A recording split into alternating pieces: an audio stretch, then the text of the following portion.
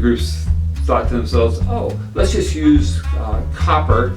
It heats up really quickly, it can be hot, not realizing that the absorption is going to kill the amount of radiation they have. And so I find I've incorporated EM into almost daily classroom interactions with my students.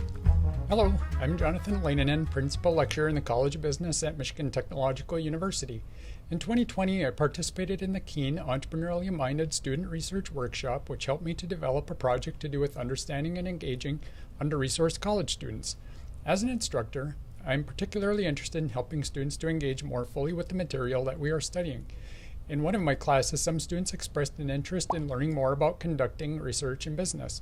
That prompted me to take the EML Student Research Workshop connected with a community effort that was forming to address aspects of poverty.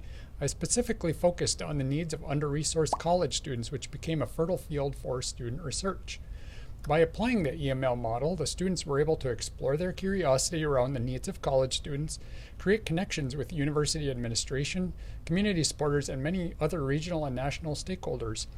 The students helped to establish a framework for additional research, thereby providing value to students following in their footsteps.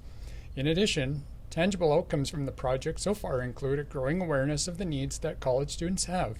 Some surprises that came to light were just how many students are challenged by health-related concerns and the complexities of applying for financial aid.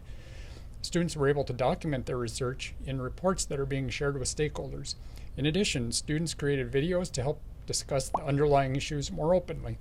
Finally, the students helped to draft a framework for a regional scholarship program for the Western Upper Peninsula.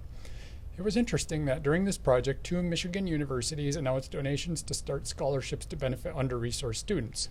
We are looking to continue the work of this project with additional research of particular resource constraints and to develop recommendations for students, university faculty and administration, and others to better support the students who attend and graduate from college. There are many more opportunities to follow as graduates enter and strengthen our local economy.